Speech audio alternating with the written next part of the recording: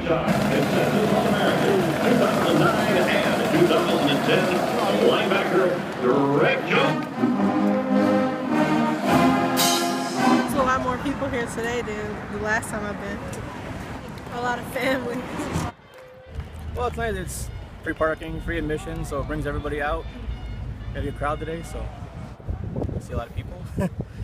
See, I don't know, just everybody hanging out. Go green, go white, go green, go white, go green, go white, go green, go green, go white, go green, go white, go green.